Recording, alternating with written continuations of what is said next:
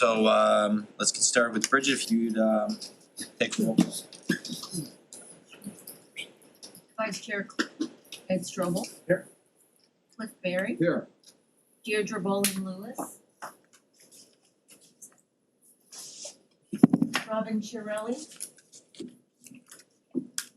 Barry Flanagan. Here. Richard Graves. James Harrison. Here. Roseanne Lovell. Here. Kitty McGowan. Norbert McLaughlin. Here. Ted Morley. Here. Christopher Rotella. Here. Bill Walker. Here. Steve Whitten. Here. Chair Grant Henderson. Here. Thank you. We do have a quorum. Okay, we do have a quorum. I wanna make a motion, or do we have a motion to approve the minutes from our May sixth meeting? So moved. Give a second. All in favor? Aye. Who Okay. was the second? Bill Walker. Thank you. Okay, one thing I wanna take care of, at the applicant's request, I wanna make a motion to move agenda number 7 to agenda number 6 and number 6 to number 7. Again, this is per the applicant's request. So does anyone, can someone make a motion? Motion to do that? Second. Okay, so we have Jimmy and Ed, all those in favor? Aye. Okay. We do have a quorum, as Bridget suggested. Item number 4, Sergeant Tadmos. Good evening. For the month of May, the Marine Unit issued 44 citations, 101 warnings, conducted 4 safety inspections, handled 3 boating accidents, all which were minor. And we actually responded to 3 other accidents, which again, very minor, and it was handled between the 2 boaters themselves. One of the accidents was caused from a prop wash from a barge, shoving a boat into a seawall, causing damage to the vessel. We didn't have any burglaries this month. We handled 1 derelict vessel. One of my officers responded to a location where a boat had come untied from the dock. He retied it to the dock. An update on Lake Sylvia. For all those of you who know all the derelict vessels in Lake Sylvia, we're down to 5 boats total in there right now. 2 boats were sunk. We had those boats that were removed. Several of the boats left the area, I think because some of the pressure that we were putting on them. So right now we're down to 5 boats.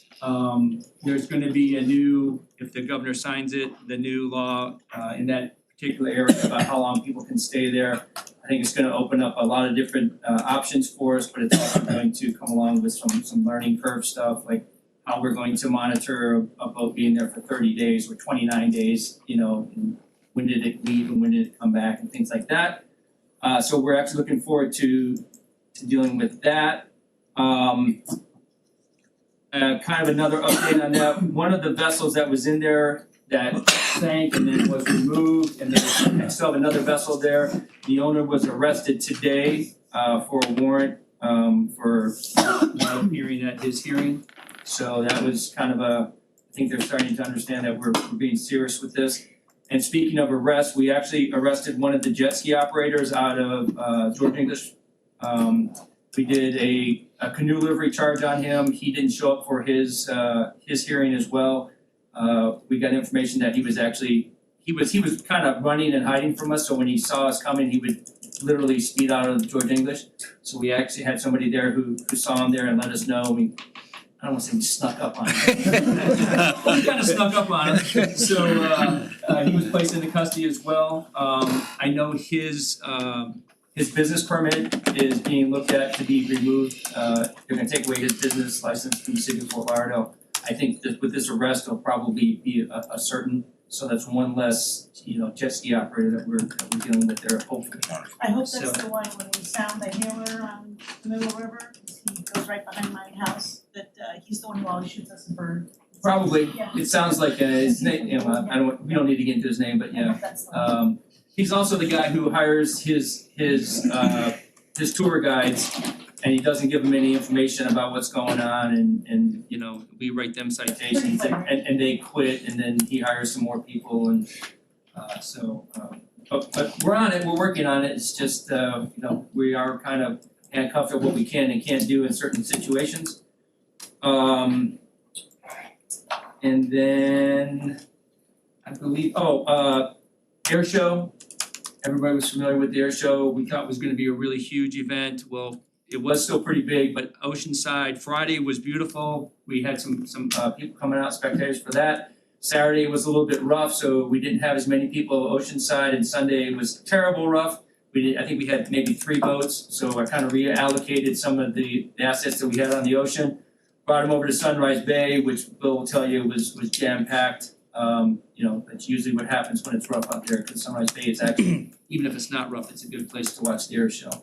Had some outside agencies helping us out with that. Everything on our end went pretty well. There was one incident, we received a report of a person floating face down over by not the Hillmar, Harbor Beach. One of my guys responded, actually one of my boats responded, had a guy jump in the water, get the victim out, brought him over to the fireboat. They worked him. Unfortunately, he didn't survive, but he was actually somebody who was staying at the hotel, so he wasn't part of the air show. But you know, sad thing. But you know, we did everything we could, and it just didn't work out for that particular incident. Memorial Day weekend, really busy. I don't know if any of you are out there. It was pretty crazy. You asked me about we had a code 3 run on Sunday. So they had a migrant landing up in Pompano Beach, and the vessel that was bringing the boats in rammed one of the BSO boats. And then they actually were able to relocate the boat right there at just south of the Hillsborough Inlet. And they got all the people who were on the boat, because they jump off and they run. They were still on the barrier island, so they didn't have a whole lot of place to go. I believe they had everybody in custody but one that they were still looking for, late into the day. So other than that, Memorial Day was fairly uneventful, just busy, really crazy busy. And that is about it. I don't think I'm forgetting anything. Any questions? No questions? Oh, one more thing. The fine grant, I think we spoke about that, and John knows about it as well. We're using the Florida Inland Navigation District grant this year to help pay for a couple of our sets of motors that we're purchasing, repowering, that have thousands of hours on them, not hundreds. I've seen boats. So we're going up to work on that next weekend for the presentation and everything. 18th. And so we're gonna get some assistance with our motor repowers on that. Very good. Alright. Anything else? Thank you very much. Anything else for Sergeant Mills? Is there anything else for Sergeant Mills from the board? He asked me what kind of motors we're getting. We're replacing a set of Mercury's 350s and a set of Yamaha 250s. Go ahead. Did you get involved in the accident at the railroad bridge like 10 days ago, late at night? With Hatteras? I don't think so. I don't remember, I don't even know what type of road it was, but they had it down for a couple hours. What time was it? 11, Yeah, no, I think FWC was part of that. We actually were just out on a call today before I got here. There was a boat on fire just outside the inlet, about 6 miles out in Dania. Coast Guard responded, 2 people were in the water, they got them out of the water, and before fire could even get out there, the boat went down. It looked, I don't even want to guess, it wasn't a small boat, it was a decent sized boat. So I could only see the picture of the flame coming out of it with the bow of the Titanic looking kind of thing. Any idea what the follow-up on that boat that was on fire up by LMC, that had the 21 people on board and any of that? Is that FWC or is that Coast Guard? That was FWC actually handled the actual accident report on that. We didn't get an update on that. Yeah. We took care of it. City got it out of there. Oh, I know, I was just curious about the whole incident, I mean, it seemed like it was out of control before the fire even started. The gas boat 21 people on the boat? in the video. Charter. Yeah. Alright. Anyway, Thank you. So, as many of you know, Sergeant Mills is retiring after 25, 30, 32 years. 32 years. And you've been here as long as I've been here, which is a while, giving you reports and volunteering your time to this advisory board and answering questions and always keeping us updated on what's going on in the water. And we all sincerely appreciate that. Appreciate not only your service to the Fort Lauderdale Police Department, but your volunteer service to this board. And we wanted to just give you a little something to show our appreciation. So we got you a little plaque here. Again, thanking you for your time and all your volunteer efforts, and it's much appreciated.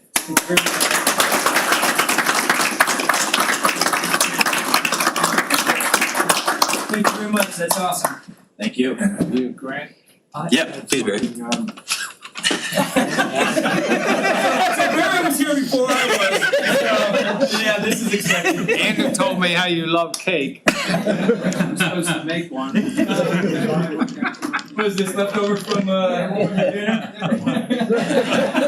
It's from Sunday, Barry. Appreciate it.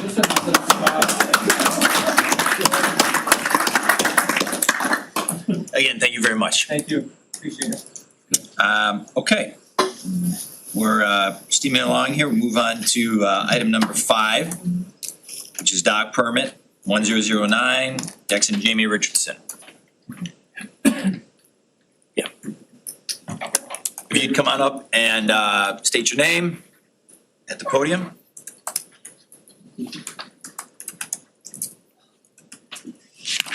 Good evening, my name is Jay Richardson. It's not phonetically spelled. But I'm here for a dock permit 1009. I'm here to answer any questions you may have about the application you put in. And I must commend Andrew for being extremely helpful in the process. My job. So this is obviously on, I mean, as I'm sure our board has reviewed, this is on the new Cordova Road. Well, I think we've done one of these already. We've done 3, I think. We've done 3 already, and obviously we wanna remain consistent as I'm sure we're gonna continue to see more. So can you just give us, I mean, we reviewed it, but if you could give us a little It's quick in the breakdown. envelope. Before, I had a fixed dock before, but obviously now it's up. So I'm doing a floating dock, which is still 40 foot by, but essentially it'll be out 12 feet by the time I'm gonna do concrete pilings and a ramp up and a ramp down. Okay. Just because I can't hold the 160-foot cooler up 4 stairs anymore. Yeah. And what type of boat will you be putting back there? I don't have one yet, but hopefully, if we get the permit in, and get the dock, then we'll buy a boat again. Okay. Probably be we had a Donzi before, but I haven't tracked it. Swordfish. Sort of. Or no, Center Council or something like that, yeah. It's too small. Yeah, right. Questions from our board? Mr. Richardson? Again, it looks pretty straightforward to me. Yeah, just a comment is that I think that the design of the dock and the ramp and the floating dock, the whole thing, it seems perfect for the location. Yeah. So I hope that other people follow that idea. Yeah. It looks really good. I used AccuDock actually in Pompano Beach, so it's a homemade, homegrown for Allen County. And they do a pretty good job. Will there be any utilities on the floating dock portion? I probably not. I have utilities there, but I'm not sure about that yet. I did not put that in the application. Just curious if you're gonna, the power will come from the, Well, I'll pedestal on the probably dock, or just put the we- pedestal on the ground on the other side, just to be safe. I don't particularly care for the line flowing over to that. And the water, I know they put the holes through the wall, but you can't attach to the wall, so I would probably just put them on the other side. Makes sense. Safety first. No, again, I think, like I said, we must remain consistent in everything with Cordova Road, as we're gonna see more and more each month. So do we have any more questions or comments from the board? Okay, Okay, let's move it to the public. Anybody from the public have any questions or comments? Okay, anybody else from the board? Make a motion to approve. Second. Okay, let's do we'll do just a voice vote, everybody together. I think that would be easy enough. All those in favor? Aye. All those opposed? Unanimous. Yes. Thank you very much. Thank you, Jay. All agreed. Okay. Item number 6, which is now 141 Isle of Venice. So, okay. We switched them around. I realize that, but I think we should still call it item 7. It is technically item 7, so. Okay. For the agenda sake? Yeah, that's fine. Thank you. Well, thank you. Good evening. Thank you, Chair, by the way, for moving the item. Yes, you're welcome. Sorry, I was late. No problem. Barbara Hall is here, for our charge on behalf of the applicant as well. Tyler Chappelle Group, 714 Eastern Ave. I also have Jenna Robbins from the Chappelle Group, who's also going to help present some of the items tonight, but this one is on me, so you get me tonight. Great. This one is 141, the applicant is Casa Morano LLC. This one was brought to you last month, for a waiver of limitations, over on Hendricks, next slide. I'm sorry about the next slide, but, clicker's not working tonight. This is over in the Isles and north of Las Olas, Hendricks Isle. The canal there is located, and then the subject site is in the red box. Next slide. So I just gave a summary real quick of what kind of we discussed last month. Some of the feedback that we got from not only the neighbors, but you as the board. We took that into account and revised the plans and decided to come back today with that revision. Before we had proposed piles at 49.4 feet. There was discussion of where the boat was gonna go in relationship to the piles. And then what the standard kind of was in the canal and navigation through the canal from all the multifamily properties that are up and down the canal. And the consensus that we heard and we've gotten feedback from the neighbors was that 35 feet was really kind of the standard in the canal. And what everybody agreed was something that everybody could agree to and accept and would support.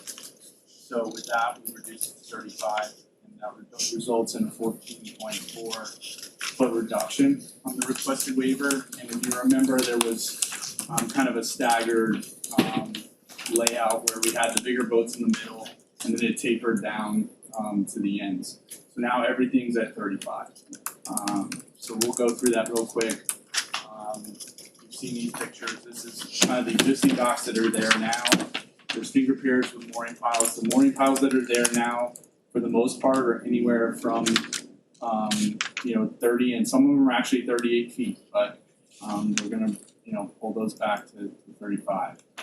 So it's a very similar layout, just new docks, new mooring piles, a little different spacing. Some of the spacing was not real conducive to the mooring, and then also the finger piers were kind of narrow. This is just an aerial overview. You can kind of see the boats, how they line up on the canal in relationship to the site. Same, just a different view. This is the existing layout, showing the finger piers and the existing mooring piles. And this one shows 9 slips. We did have a reduction in the number of slips. So the next slide will show you the proposed. So we have 8 slips now proposed instead of 9. New finger piers, and now the piles will pull back at 35 feet, and then you see the 30% line, which is for the vessels. Cross section. This is a rendering of the proposed building with the dock shown, just to give perspective. This is the aerial overlay showing the existing docks and the pilings where they are today on the aerial. And then let's see proposed. So you can see it's very similar, just a little bit different spacing, bigger finger piers. Pilings are at 35, a little, more or less in the same. Going our waiver request now at the 35 brings us to 10 feet for the mooring pile group A, which is 9 piles, and then we have a waiver request of 1.4 for the mooring pile group B, which is 13 piles. This just kind of shows the navigation. The waterway is 164 feet wide. So we have, 30% for the boats and bringing the pilings back, I feel there's significant reduction and obviously a much better navigation route. Extraordinary circumstances, all the piles and the structures are at the 30 or less than the 30% width of the waterway. They have 164 feet, which is the width. It's not going to impede the navigation. We have to perpendicular moor, which they have now, but the docks are not sufficient for the boats. They're too narrow, and we need the pilings farther out to support the vessel due to wind events and severe weather. And it's consistent with waivers in the area that have been issued up to 80 feet. We'll have another exhibit showing that. And then it's a reconfiguration of the existing marina, which we discussed. These are letters of support. So after the reduction, I believe the gentleman, Barbara, what was Mr. Tanzer? Mr. Frank Terzo.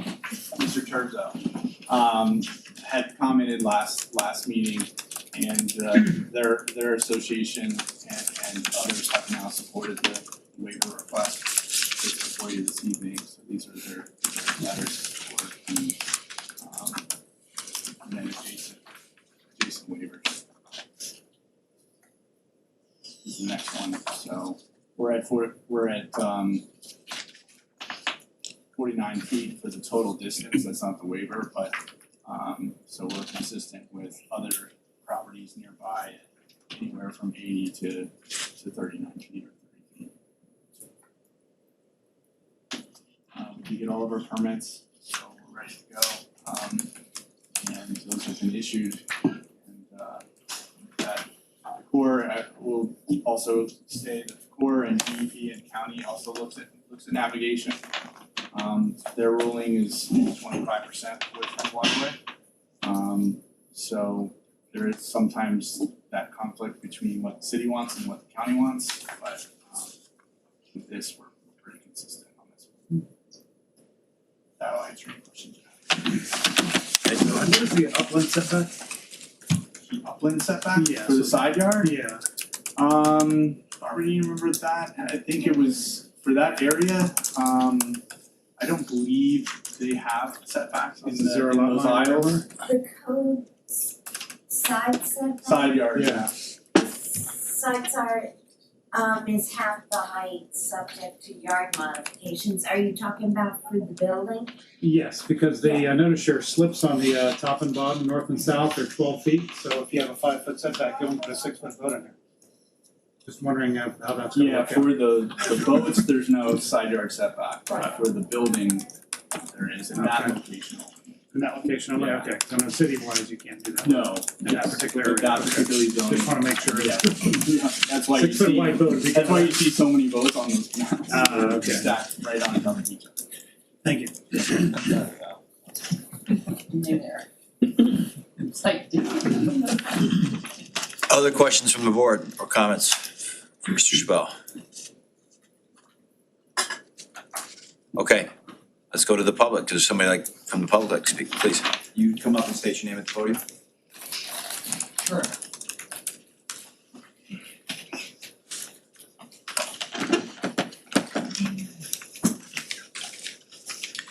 state your name and address, please. Okay, I am Babs Byers, I'm the property manager for 151 Isle of Venice Drive. And it has but I also have lived on the island for 25 years. I wanted a boat when I was a little kid, a bike, and I got a boat, my first boat when I was 5. I'm third generation here. I've always boated, and I've owned 2 marine companies that I've sold over the years. So I'm a little familiar with those as well, just a little bit. So our concern is the navigational. Isle of Venice is the property just to the north of 141. If the docks extend or the pilings extend out that far, it creates a navigation issue of our last 2 docks on the south side of being able to back in. I didn't know I could bring props to it, I don't tell, I haven't been to one of these before. There, as of yesterday, is a 52-foot catamaran across from where these docks are going to go in. And I wasn't able to get a good picture of it, but you can already see, because it's from like 164, 167 feet that we have in the waterway from seawall to seawall. Is that correct? Okay, so if you put these docks in, even at 35, they will bring boats that are larger than 35. You can see it when you look down the canal. It will create an obstruction even in navigating for docking, for turning around. And that is what our concern is. Also, besides the fact that whoever has the last 2 docks of ours on the south at 25 feet on the Dolphin Falls, which is the standard, will not be able to come from the south and dock. It will always have to be north docking on a spin. So that is all I have to say. Thank you. Thank you. Anybody else from the public that'd like to speak? Okay, let's come back to the board. Any comments on public's comment there? Can we get the slide that shows the overview with that property in question? Is that slide 14, Ted, or? I think it's 13, 14. 702. And is the dolphin piling on the property line or is it the other side of the slip? Whichever one shows it best, John.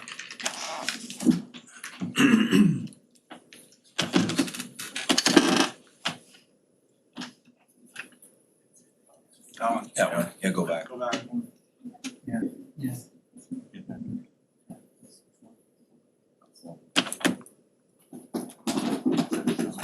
Here's the riparian extension of the property. There's 2 piles. The outside one is the 35.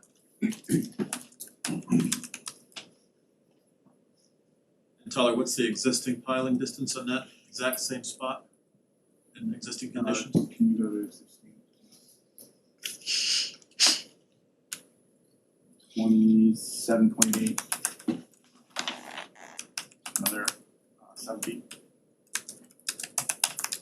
Do you know what the length of the existing boats that were there were? In the photo they look Well, this one, now you're right at the 39. This one is, call it another 5 feet beyond the 27.8.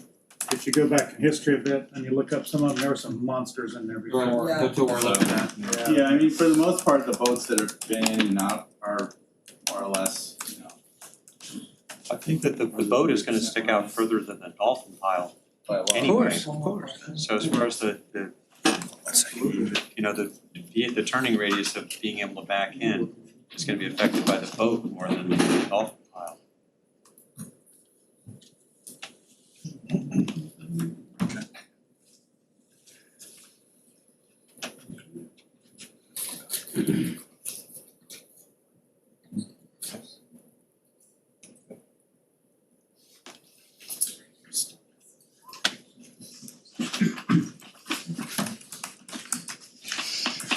So what is your concern, Jim? No, I think that the dolphin pile would be insignificant as far as the backing in based on the boat would be the more of a problem, but the boat's allowed to be there. Right. So I don't see a problem with the dolphin pile. Anything that it could be an assist. Swivel right off of you. A lot of times you use those to actually maneuver stuff in. What I was looking at is last month when we had that issue, I felt kind of resolved because the people that were on last week, I don't know if that gentleman is here or not, that they seem to have no problem with the 35 feet, that they had problem with the 49. We went kind of with their recommendation that if you have it 35 would be what they consider navigational and safety line the right way to go.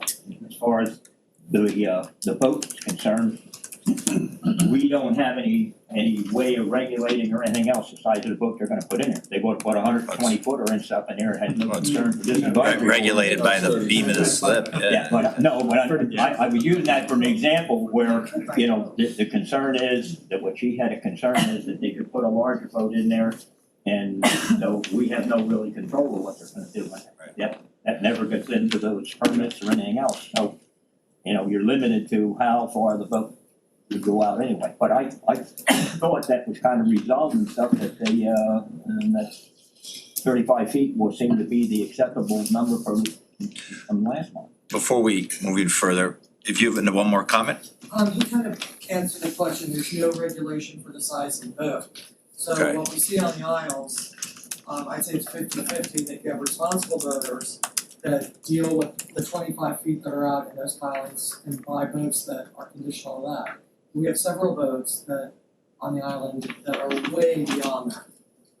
And, so I guess the answer that he stated was, is there is no regulation. You can put, if you build 35, they're gonna come with 55, it's never. No, there's regulations So on the- code enforcement. Yeah, the code enforcement is the way to go. So you can call code enforcement and say, Absolutely. what is, maybe my question would be this then, how far, if you go at 35, how far is the boat allowed to go beyond those pilings? The Into the canal. 30% from the property line into the water. 54 feet from the. Okay, fair enough. Okay. Yeah, that would be a code enforcement issue, no matter what. It seems as if the issue really is more with the property in the sense that this is gonna be a multi-unit condo, I believe, so they're gonna sell condo units. And I'm assuming that you're gonna see, if we looked at the condo docs on some of the properties, there would probably, the association themselves would probably restrict the size of the vessel. I'd be really curious to see that, because if that's wide open, that would be a concern to me, that anybody would come with this. willing to do that in their condo docs last. Yes. We talked about something in our. Yes, they did. We have similar things. We have condo documents, the same thing, it says you can only have a 24-foot boat, that's it. Okay. So it's up to the condo to really. Correct, that's correct. Okay. So I wanna put a motion on the floor? I can make a motion to approve. Second. Steve Whitten seconded. Let's go ahead and take an individual voice vote.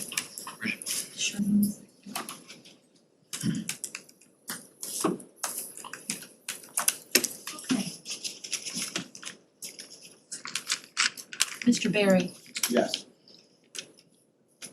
okay, that's messed up. Mrs. Bowling Lewis. She's not here. absent, I'm so sorry. Mr. Flanagan. Mr. Graves. Here, yes. Mr. Harrison. Yes. Ms. Lovell. Yes. Ms. McGowan. Yes. Mr. McLaughlin. Yes. Mr. Morley. Yes. Mr. Rotella. Yes. Mr. Walker. Yes. Mr. Whitten. Yes. Vice Chair Strobel. Yes. Chair Henderson. Yes. That's unanimous. Okay. Thank you, Tyler. Okay, so now we're going back to item number 6. 1207 Seminole Drive, William and Vicky Schaefer.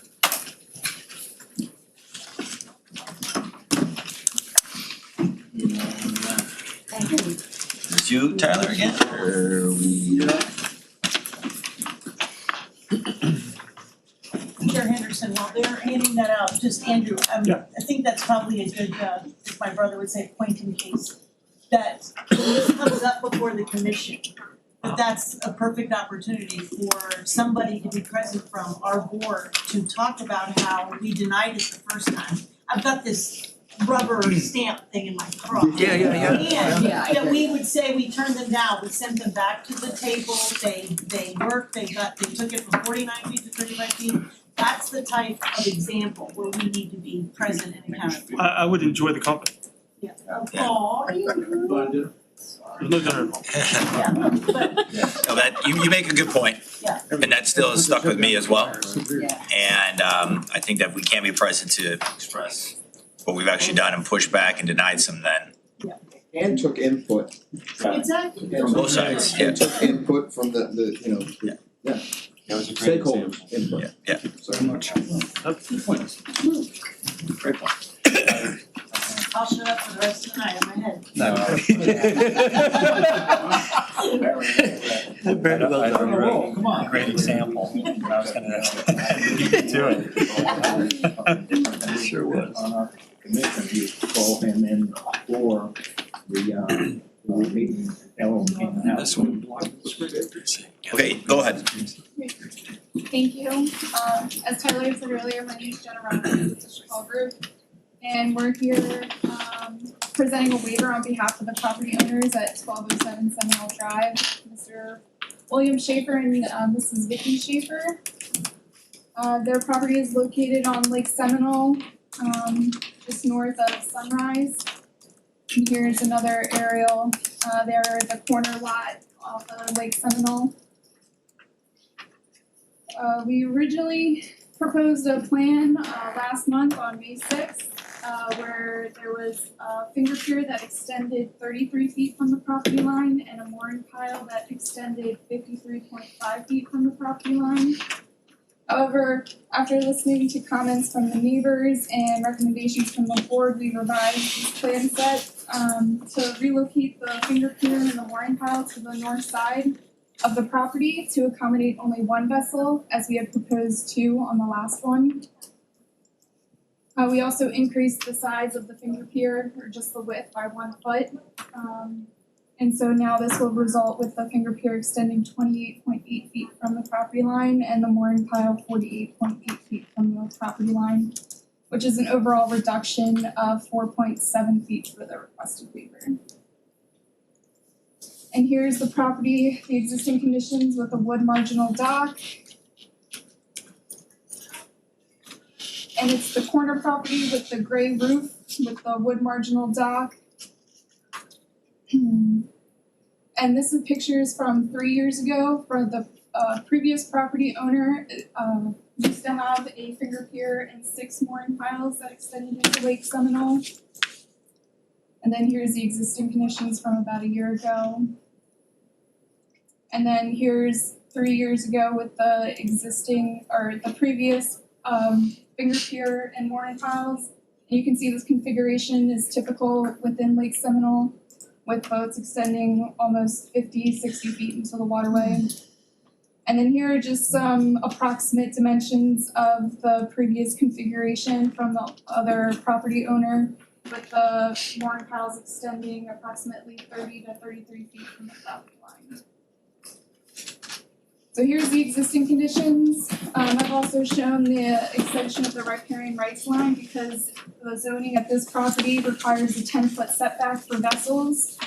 And so that limits the amount of dock space that we can moor a vessel. Marginal. Yes. And so we're proposing to take off 3 feet of the existing marginal dock and replace the rest of it. This is the plan set from last month that we had presented with the finger pier and mooring pile in the center of the existing existing marginal dock and the 2 vessels proposed. But now we're proposing the finger pier on the north side of the property with the mooring pile to accommodate only 1 vessel. That's about 60 feet long. And then here's a cross-sectional view. You can see they're taking off 3 feet of the existing marginal dock and then putting in the finger pier and mooring pile. Here's it overlaid onto an aerial. The yellow part of the dock will be removed. and then the installation of the finger pier and one wood mooring pile. And the wood mooring pile extends 48.8 feet from the property line, and the finger pier is 28.8 feet. And then here's an overview of the majority of the structures along Lake Seminole.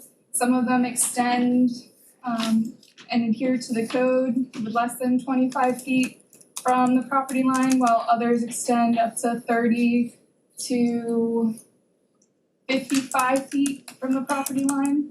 And then some vessels are shown at 60 to 80 feet from the property line. And here are just some neighboring structures that extend 30 to 55 feet from the property line shown in the table, and there was no record that I could find that a waiver was obtained. And so overall, we're asking for a waiver for 3.8 feet as the finger pier will extend 28.8 feet from the property line, and a waiver of 23.8 feet as the mooring pile will extend 48.8 feet from the property line.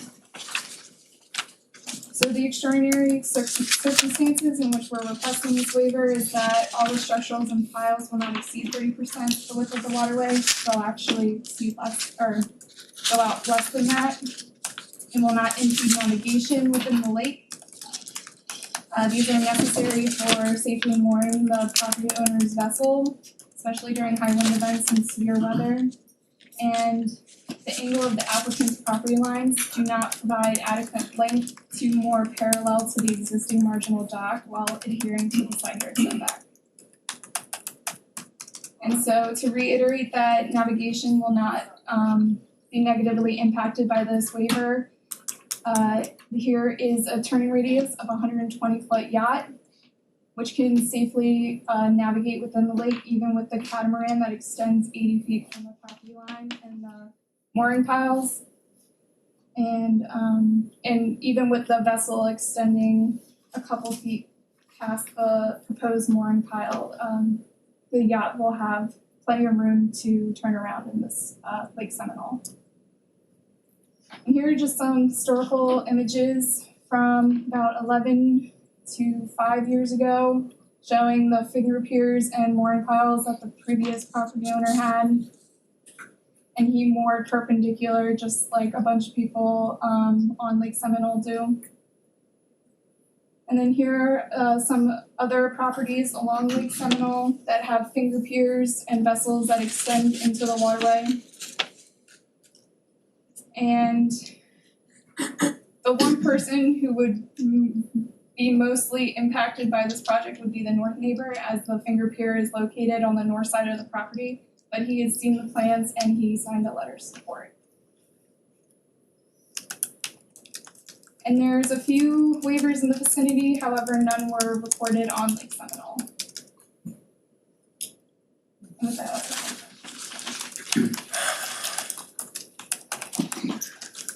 Questions from the board?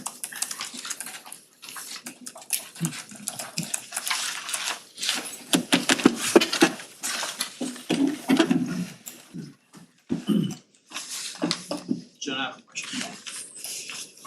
Thank you for the work you've done so far on making modifications. I know the May meeting, there was objections from the adjacent landowner 401 that apparently have yet to be resolved. There's still letters of objection from that person, so was there a meeting with the neighbor? Was there a discussion? Was there any idea of what would actually satisfy them? Or was that not discussed with them, do we know? We proposed the revision, they did send a letter of objection based on the current plan. So, we did not get their. Any different feedback? No. Okay. As well as, I believe there was an objection from the one property. 2631 Northeast 12th Street. Right. Here. And then the one of them as well. Yeah, so they did not change their objection. And they do not have a waiver, that property? This property, they actually have, they do not have a waiver, but their structures are right at 25 feet. And this is another neighbor, he has a marginal dock, and then this does not have a waiver, and that's the other objection. Those corner lots are difficult. You know, figure out a solution here. So you can see this gentleman, who is the neighbor that did it, he has the finger pier here and then has a boat perpendicular, so we put the other dock here and then put the boat on that side. That's letter of support, 1215. To basically get as far And does north as we could. he have the boat already? I mean, is there already a particular boat in mind there The you're applicant going? does not have the boat already. Okay. He's about to purchase the boat pending, what happens, so. Right. But he knows what boat. He does know what Yeah, boat, what yeah. size. He wants an azimuth, just like similar to What this you have boat there, here. yeah. This is a 60 feet. 66, I think. I think he wants like a 60. Is there a Person I sport think fish? would have, one person I think would have the objection would be the one on that south side on that corner. The north people, I said, shouldn't have any objection whatsoever because navigation wise or safety wise, I don't see any problem with that. But on the corner, that corner lot stuff over there, you're kind of restricting that person on the size of the boat that they would ever have if they're going out. The way those lines and those property lines run, you were showing last month, I said how it goes across the canal where you had all those triangles and everything else. And it still, to this time, seems to me that the two corner lots are the one that's gonna be most effective with that, the way that angle is on that one on the, right next to the south side on that property line. If he extends, it looks like 60 feet out of the property, he's already encroaching into where you're gonna be putting that other triangle on the lower side. I don't know if that person's here to object or not, but that's the one, not that one, this one. Not this one, you're That talking about that this one, so that was the Yeah, objection. the lower to try to side, get like in. the angle of that property, Right. on the lower side, if you take that line and you extend that line and stuff out, those two lines where they intersect and stuff over there restricts that property owner. And I think that house is for sale, is it not?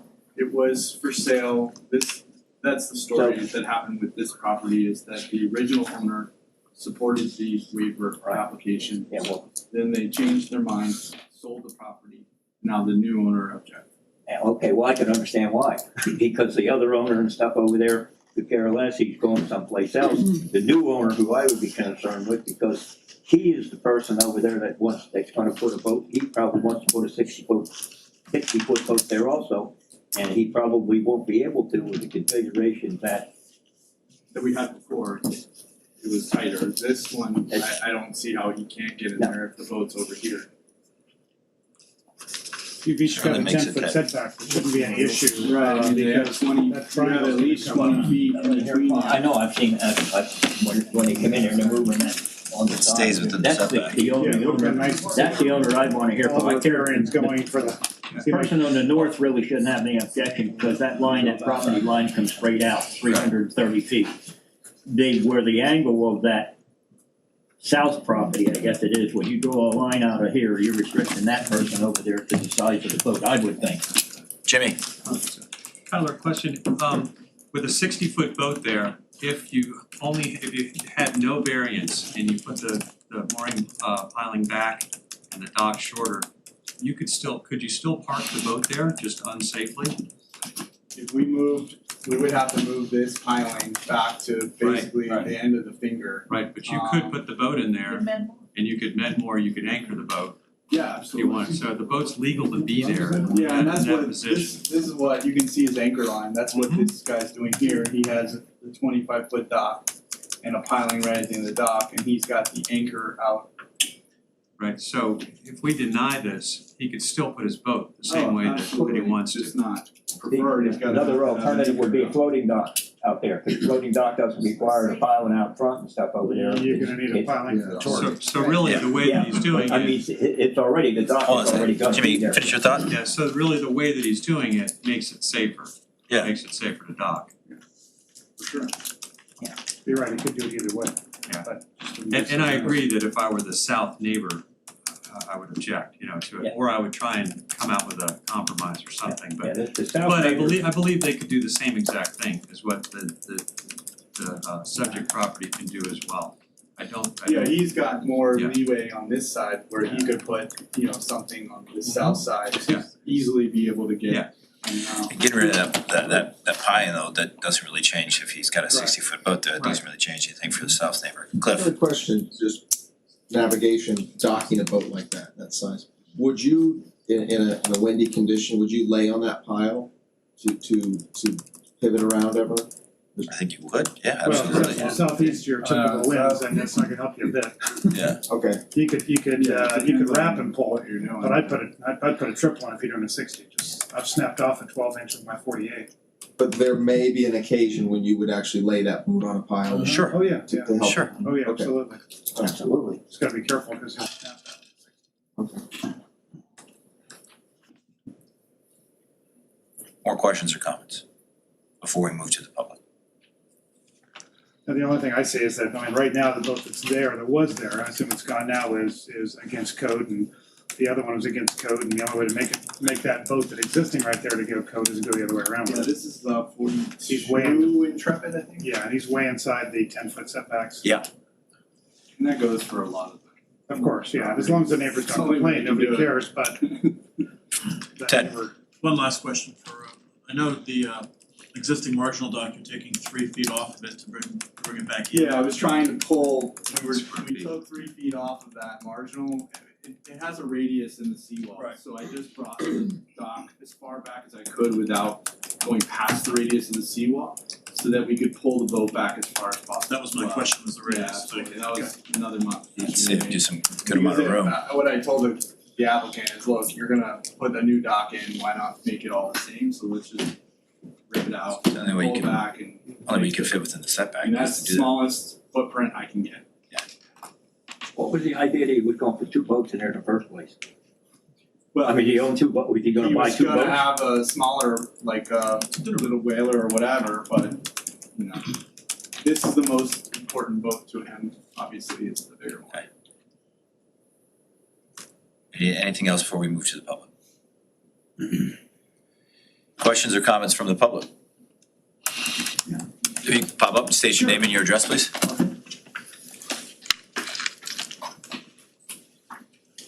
My name is Richard Pesey. This is my home here, 2631 Northeast 12th Street here. Just a few notes. We opposed this. I did speak with 1201. My wife did. He was just moving in and demoing his house, putting a large house right in the corner. He's adamantly opposed to this, as are we. This negatively affects our property directly. It's far too large. And in this area, if this is done for one property, put 50-foot piling out in the middle of the canal, we'll have many, many more. The other pilings cited are all put in illegally, so they don't count. We just did a full dock upgrade. We're at 25 feet. We followed all the rules. I don't think it's fair that this person's going to come in and cut off our view. During the air show, a lot of the people spilled in from the other side by Coralwood Yacht Club into Seminole Lake, so you're getting a lot more boats, a lot more traffic during those busy times, and this does interfere with navigation, especially if someone does the same thing on the other side of the canal. If there's 10 more of these in there, it would be very difficult to operate, so we're opposed to it. There are a number of other letters that have been submitted, and appreciate your time. Good idea. Go ahead. Yep. Could you point to where your house is? It's 1201. 2631. You have the 60-footer there, or 66 footer? Correct. So it's a 55. 55? Yeah. It's a 55, and then we spoke with this neighbor. Because again, if this neighbor is moving and just wants to add a piling as he sells his house. So that's what's going on. And you mentioned about the view. What was the concern of the view? Well, just the view here, the finger pier will come out quite a ways, so they're gonna put a much larger boat on there, potentially, who knows? That's kind of our concern. Not just this user, but all of the other potential people doing the same thing, following the same guidance. Are you able to see past your 55-foot boat to a view? And the boat next to it? Maybe a little one? Yeah, certainly these two, and yeah, we see out here. Okay. Any other questions? Thank you. Thank you. Is there anybody else from the public? Okay. Back to the board, comments? Just a point of order, we're not allowed to consider views, is that correct? Correct. It's not that doesn't fall within our purview. The commission certainly will. The commission certainly If this was to get past this board, But we're not allowed to use view as a criteria for. this board isn't to look at view corridor. Navigation safety. That's what I thought, just wanna make sure we all, especially for the newbies. Good question, would the commission take into consideration regardless of if the pile did not get, if the pile was at 25 and there wasn't a waiver, he can still dock his 60-foot boat there. Correct. Because it's within the setbacks, it's in the 30%, it's within it all works. I would think so. Can I just comment on that? Cause it just one thing is, his pie-shaped lot decreases in riparian rights as it goes out into the water and tips at 33 feet, not 65. So that would not be the case. Should we bring that back up so we can get that But clarified? he can still legally put that boat there, it's less than 30%. Well, no, it's 10 feet in the sides, it's the problem. The setback, what do you Yeah, well, if he has. According to this, it falls within that. So It looks like, the issue is yeah, I just the issue is the berthing envelope formed by the riparian rights lines, Correct. which is a state determination. There's a slide that Minus the shows 10 that. feet for the city's setbacks. It falls within that. So the blue outline is the Voted. proposed vessel. What do you have? That blue outline is what size vessel? 60. Is that zoomable or is Have that one with a better vote. Yeah, it'd be nice to have that like in full screen if they can. Maybe not. There you go. There we go, That's better. Okay, So what's that? and the transom of that boat can fit into that space? There's the setback. With the marginal dock removed. That's how you'll get it, right, Tyler, so you'll be able to decrease the marginal dock. Do it by moving the Marginal dock. marginal dock back. That's including the swim platform and everything else? If he brings it in there and it all gets approved and he brings it in there, code could have it. Yeah, we have to stay within the side Within yard. setbacks. That would be a code enforcement issue if it didn't. Yeah.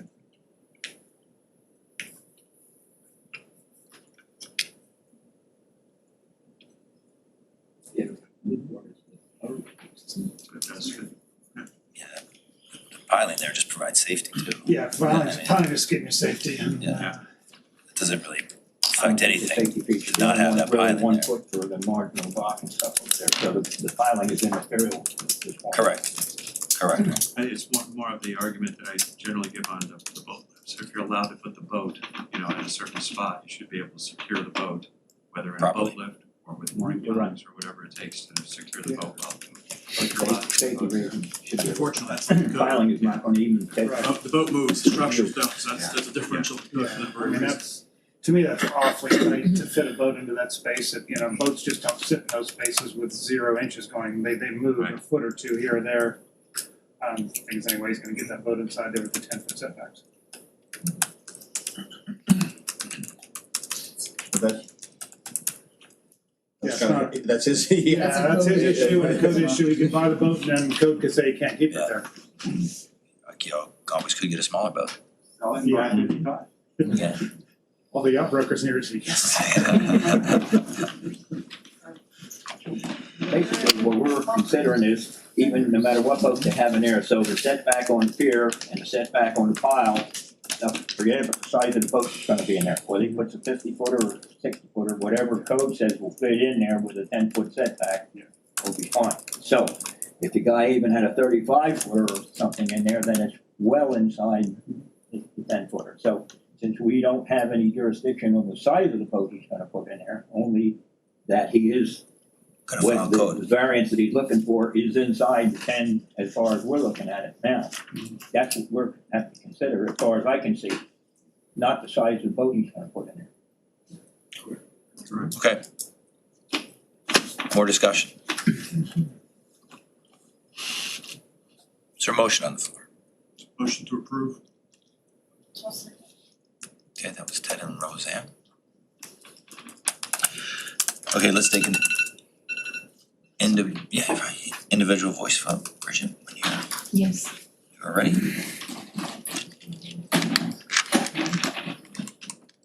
Mr. Flanagan? Yes. Mr. Graves? Aye. Mr. Harrison? Yes. Ms. Lovell? Yes. Ms. McGowan? Yes.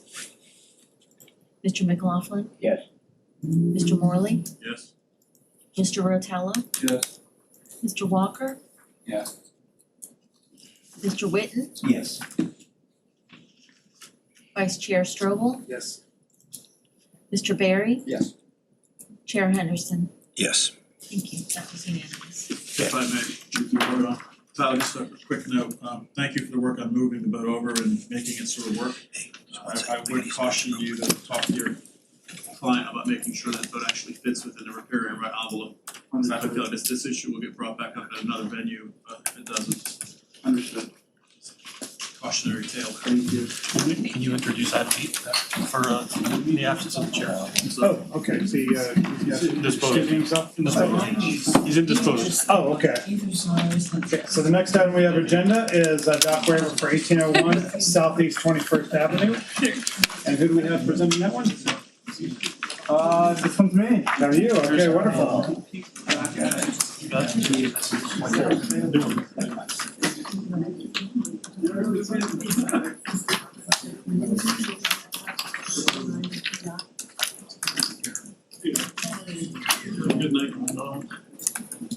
Sorry, Kitty.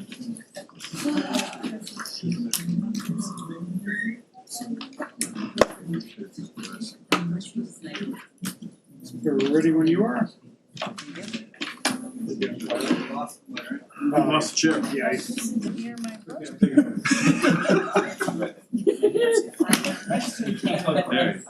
Sorry about that. We already asked. Okay. That was close. Yeah, ready for that.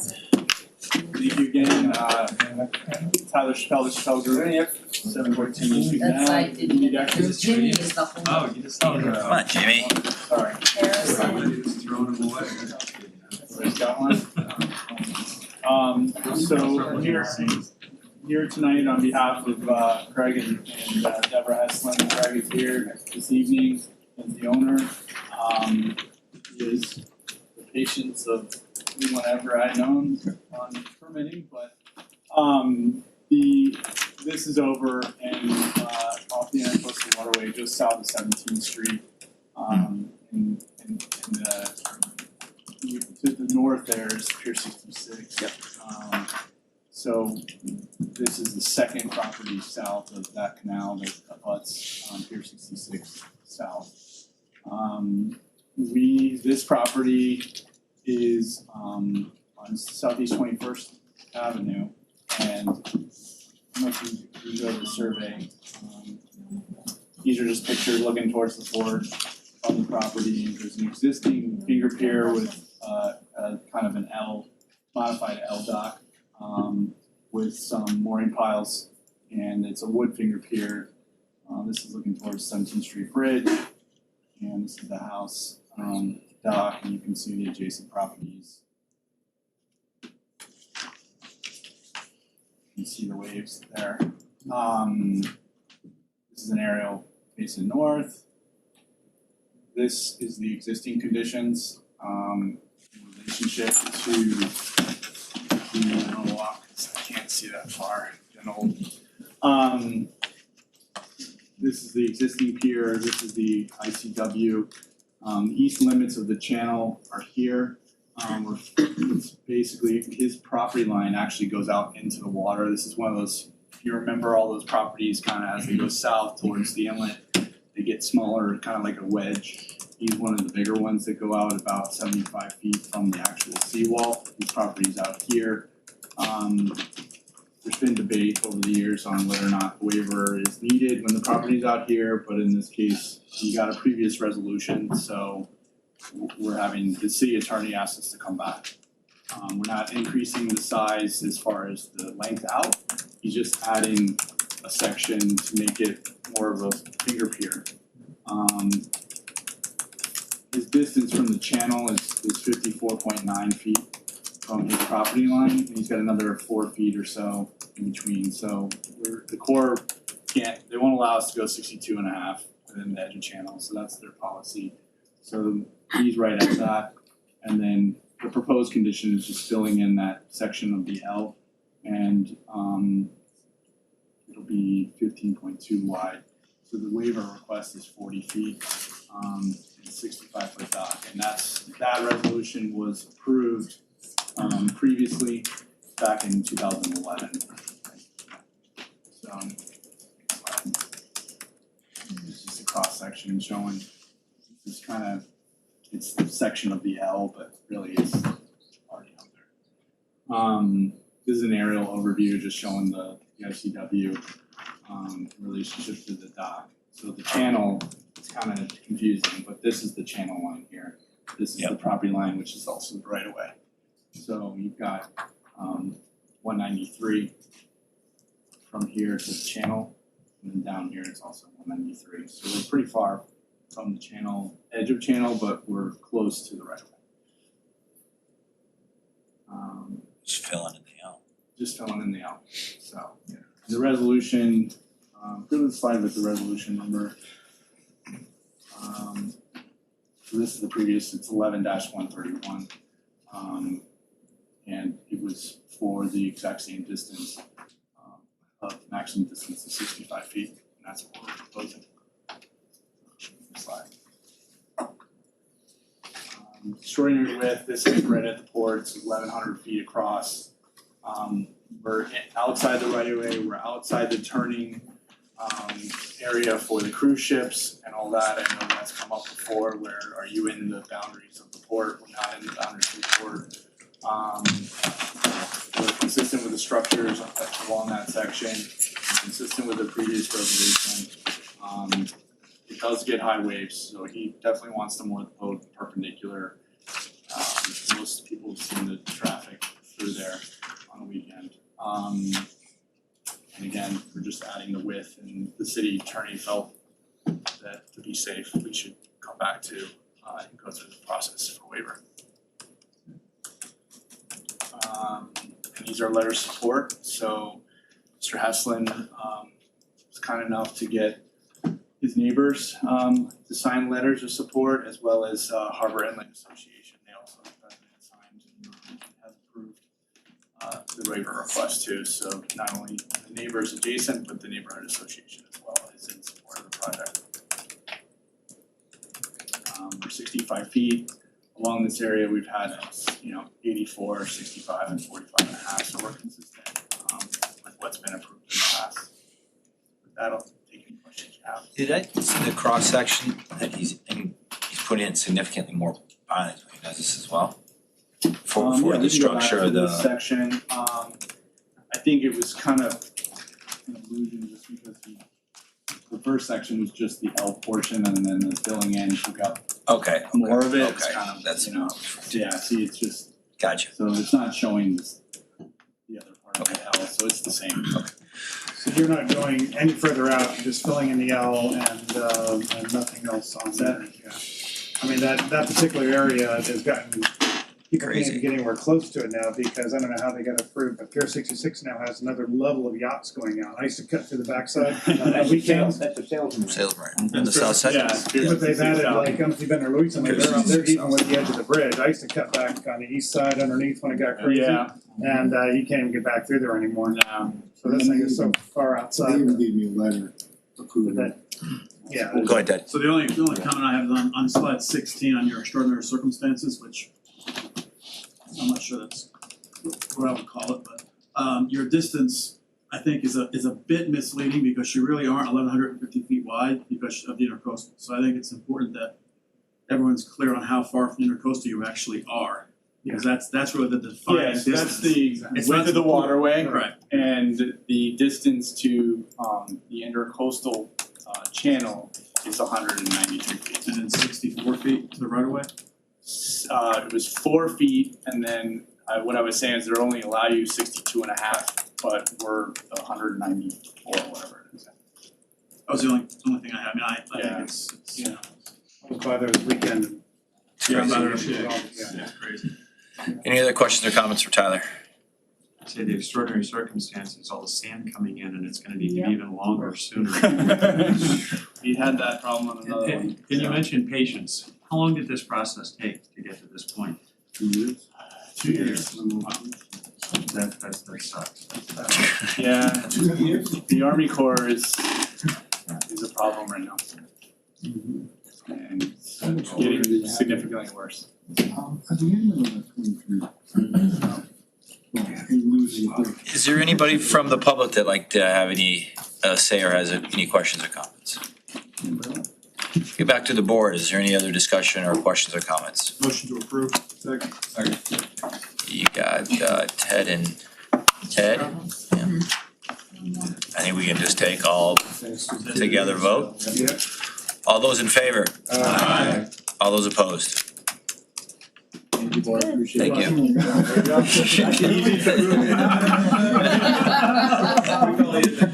I go back and get the ones that expired. Well, thank you, everybody, thank you all for your time. Thank you. Thank you for being here. Thank you. Yeah, thank you. See you all.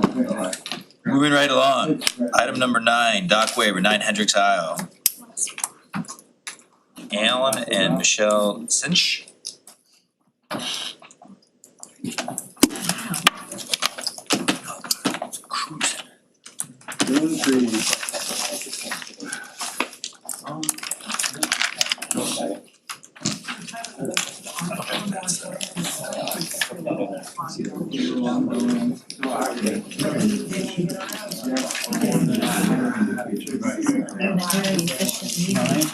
It's very efficient. I see you said very efficient.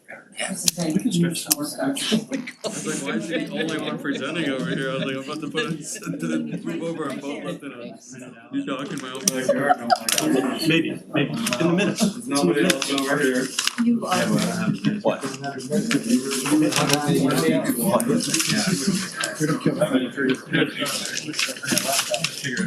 They wonder, I was like, dude, there's 100 different. He's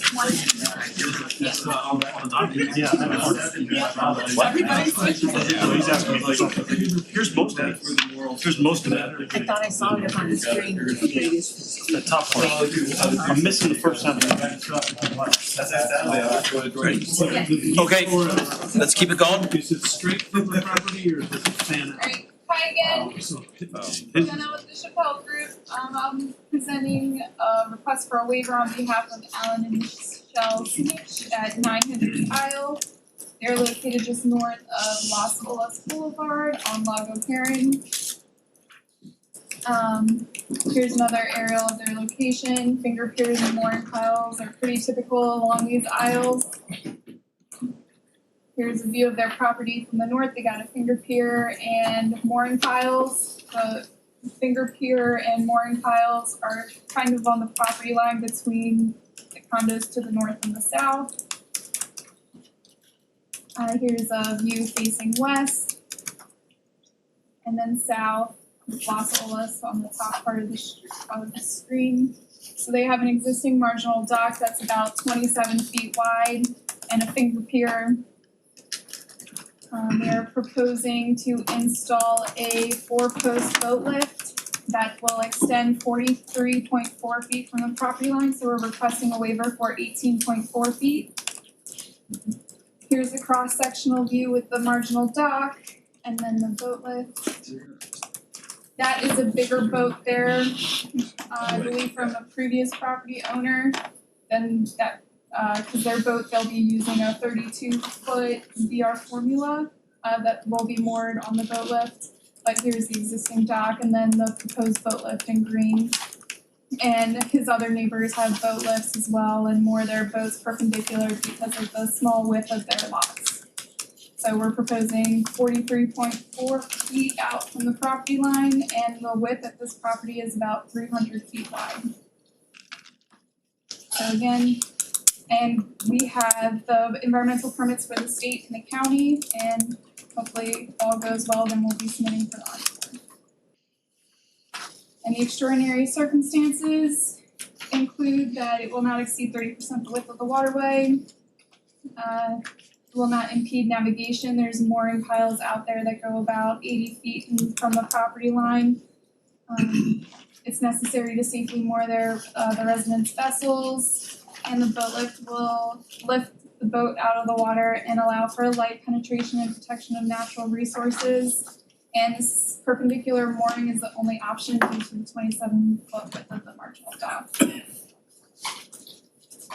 All of his neighbors to the north and south of the adjacent properties signed a letter of support. And here are other existing waivers in the vicinity, ranging from 35 feet up to 80 feet east of the waterway. And with that, I'll take any questions. Yes. Boat lift, correct? Yes. Okay, so the finger pier is existing. Yes. Was the finger pier done with a waiver or was one not required for the project? I could not find a record of it, and for all of those properties, even for the condos to the north, I didn't find a record for most of the finger piers and pilings. However, if they were more than 7 years ago, they might not be on file. Yes, Boat bow in or bow up? bow in, Bow in? yes, So it's just turn is out. yes. Okay.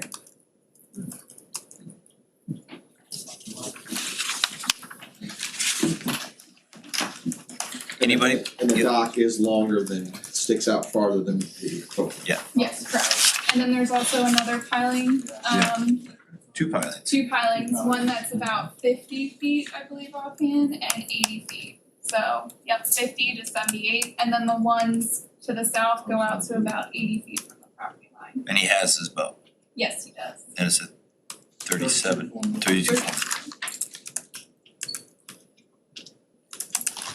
Anything, Bow out. Yes, that's a different boat, that's not the right boat.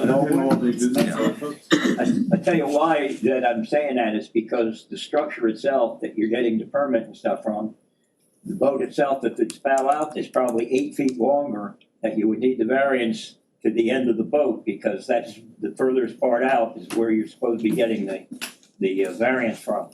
So if you're putting it bow out, you have 8 feet more on that boat than you would if it's stern out. Okay, just as a thing, so when you go for these variances and stuff over there, that if it's gonna be bow out, I said you need to get the variance for the furthest part, which is the boat in that part, not the structure. No, we don't care about the boat, that's not the structure. Yeah. We don't care about the boat as long as code is within the 30%. When you have a boat that's at a dock, like I have a 5-foot dock, alright, and my encroaching on the waterway and stuff over there, doesn't have anything to do with the dock, it has to do with what size the boat on the outside of the boat. So if I turn it perpendicular, it's the front of it's the bow of the boat that counts, so why wouldn't it be the same as on a boat lift when you turn the boat out? We're only caring about the lift part, we don't, it's up to them to make sure they follow the rules, whatever boat we're putting. Yeah. Yeah, right.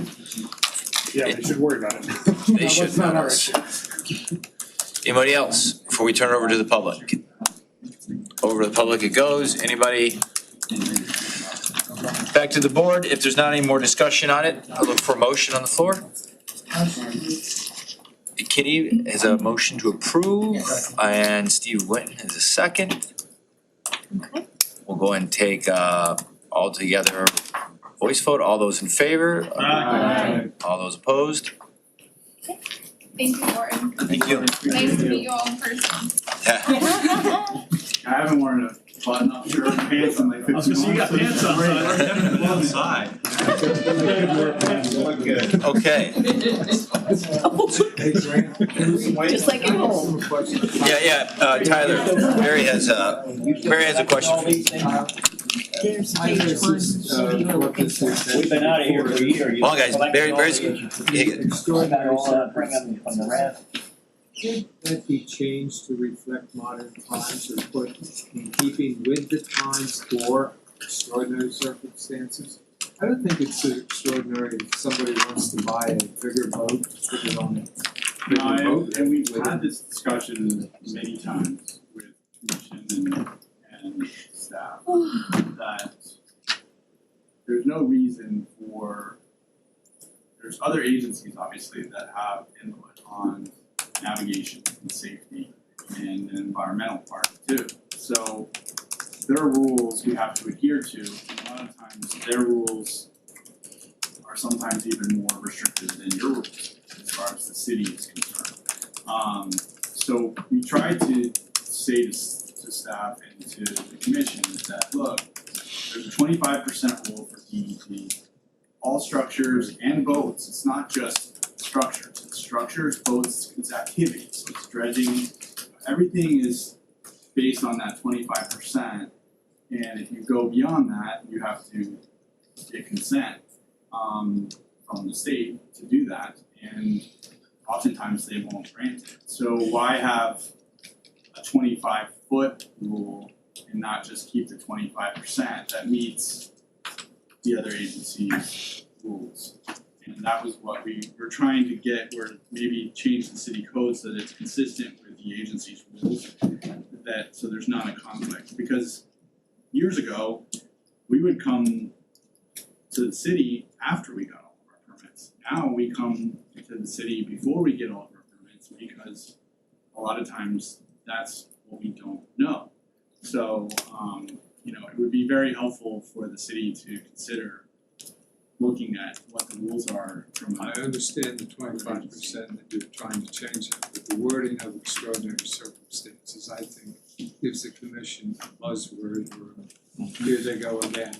And what's extraordinary? No, there's really nothing extraordinary other than a guy or a person wants to buy a bigger boat and needs a bigger lift, or needs to move the pilings out. And then People that people that object to it use that as an excuse to, oh, well, this is not extraordinary circumstances, but and it's. in keeping with the times for extraordinary circumstances, or updated times. So you leave extraordinary in. Yeah, there's no real definition of extraordinary. Right, okay. Well, it's interpreted. And it's interpreted in often different ways. So to refine that would be great. But I think you should get rid of it altogether. Because I think, of course. Yeah. You already have rules in place to Thank you, guys. Appreciate it. A couple quick things here, an old business, new business. I've got something I wanna say beforehand. I want Andrew to speak on what happened Tuesday afternoon at the commission. Yeah, so Tuesday afternoon was the communication of the commission specific to the Riverwalk extension and the possibility of dockage at that site. Icon, Salt 7. Yeah, and the board expressed a very articulate objection to any proposed dockage at that site. Barry and I were there. The commission and the head of actually the head of sustainable development, the building department, said that he was not aware of any proposed dockage at that location. But it was expressed to the commission by myself that the board is interested in addition to no dockage at that site, the board is interested in fencing along the edge there and the signage that is specified in the permit. So that was talked about. Now, Barry was there, you may have seen it on TV. There wasn't much of a discussion, but I did get a chance to emphasize the board's communication. Yeah, I watched and I was actually quite disappointed in that there was no discussion of action, there was no discussion of any further anything, with it. It just sort of, stopped on to the next subject. So really it went nowhere other than just to put our objection on the record of it.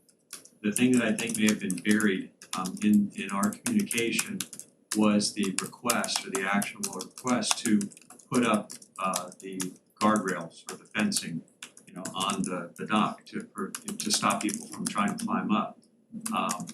And I would, I'd like to actually, and I think that, our putting a second communication to the commission, maybe reinforce that, because otherwise I don't think that'll get done. And I would be afraid that, because that's really what I see as the most important thing the most important way to keep people from docking. Otherwise they're going to dock there. And even though it's very high, it's dangerous to try and dock there, now anyway. And I don't think we should just let it go, on it, as the commission did. It's just sort of nothing. That. And Yeah, maybe it's just a direct communication to Ben to say, hey, you need to concentrate on this. Yeah, and it's really just that there was already an agreement in place. The condition of the permit. The condition of the permit. Right. It's really just saying, finalize this, do what was agreed to do. The original permit that was, to have that, the original proposal was for a safety reason, because what everybody was afraid of with the walkway, when the boat parade comes down, that would be a perfect place that people would stand out there for observation, and somebody would be bumped off of that, should there not be any kind of a safety rail in there. So we put it through that, and that was agreed on, that they would put a rail on there, so that in boat parade or whatever happened to be, that when they had a crowd over there, that somebody wouldn't be knocked in the water and stuff over there, like taking a rail and stuff in there. So that was supposedly in there, and it was not supposed to be a dock, it's supposed to be waterway. Nor the original thing, if you recall, went out 27 feet into the river. And the Coast Guard and other marine just got into it to be way too far. The rest was cut back to 12 or 14 feet, whatever it was. Commissioner Sorensen was aware of the commission, or the communication to the commission that was made, and I think somebody explained to him in detail about it. He did inject that there was a letter from Marine Industry Association, Phil Purcell, strongly objecting to there being MIAS strongly opposed to dockage at this important river and encourage you, the grantor, to uphold the current deed restrictions, which was the right decision when the permit was issued in 16. So the commissioner was aware of that and made reference to it. But it went nowhere, and there's probably more people on this table than was at that in the meeting room. I don't think the mayor had any, or any of the commissioners, so when we were asked to, who was here from the Marine Board, we both raised our hands. And there was very little concern or questions, so.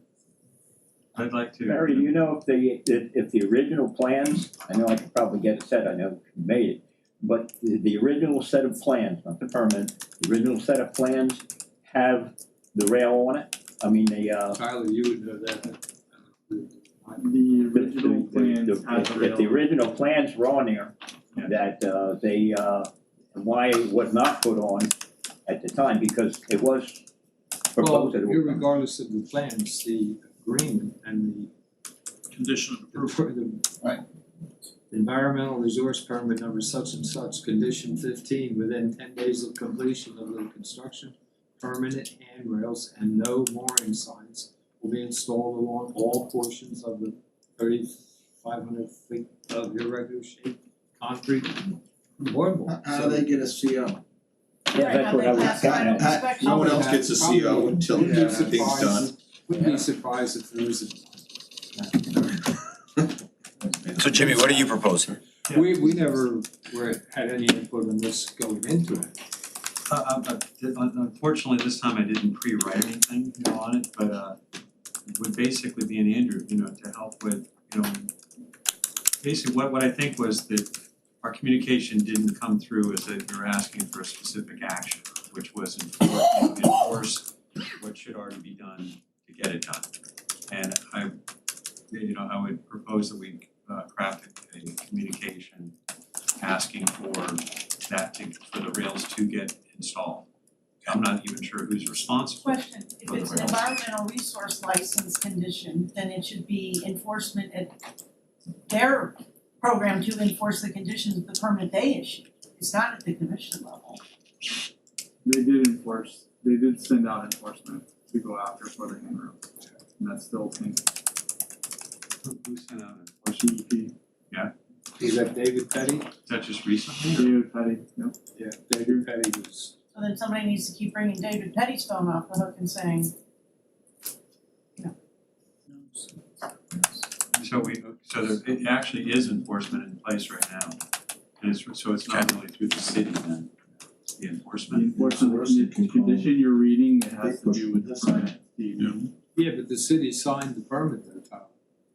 It's a permit between Feldman and the woman who signed it. Right, they're obligated to meet the conditions, So the city is the one that is City. receiving the enforcement action. Yeah, city can't override DEP. The city is the applicant. Perhaps the communication should be a clarification of the status of the enforcement action levied against them by DEP. Rather than urging them to put cameras up, ask them about the enforcement Well, what action about, itself. could we ask Andrew to give us a report on the status of enforcement of the permit? And the city's plan to comply. I mean, is that enough to have you have permission or whatever to ask commissioners? Well, I can't ask commissioners. Yeah. I can't do that. I report to the city manager. Okay, or report to the city manager. Yes, Well, he answered. I was in front of the city manager and the commissioners saying that there should be a fence and signs up. So I got that point across to them in person. Perhaps, I think as Roseanne mentioned, a reminder to the DEP from several board members. And perhaps an email to the city above my level. I'm not in a position to say who you should send that to, but that's one way that's two ways to do it. I'd be happy to report on the status of it, but I think it's in process, as Tyler mentioned. And I can find out more. But I think pressure through the environmental agency is one way to do it as well.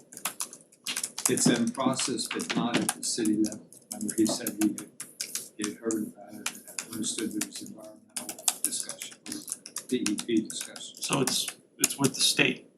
They're talking about it, and perhaps reaching out to them is a good idea. So if I were to figure out who to reach out to and then give that to you, could you give that to the board? I can do whatever you want me to do. Yeah, there you go. Okay. That's what we'd like to hear. Okay. But it's, excuse me, but it sounds like we're taking something and making a lot bigger, something bigger than it is. To me, this is something as simple as the town attorney going to the developer and saying a condition of the approval was X, and you're given a certain period of time in which you obviously comply with that. So it's not that it has nothing to do with this, but this is something that the liability to the town, I think, is tremendous. I mean, so it seems that they're not aware of it, it's simply an issue of us making them aware of the exposure, if nothing else. I know people fall in between the two bridges, I don't know if they fall on the outside of it. So yeah, it's important to remember that the commission and the city manager have received it in writing, and that they've received it verbally. So perhaps a different step would be to go to the other parties that are involved. Or wait until somebody falls and then we react, so.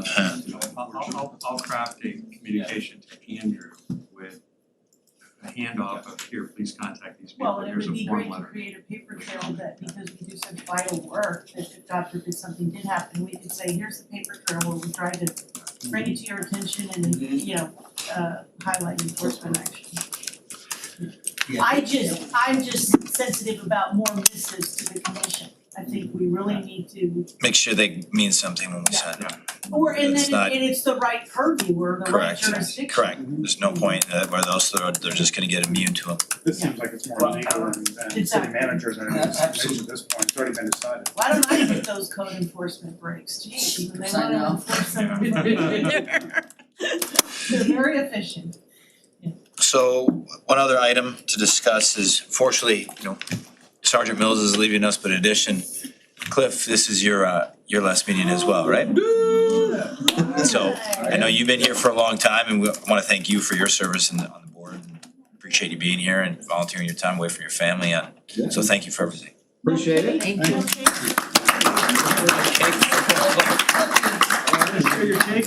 You can have half my cake.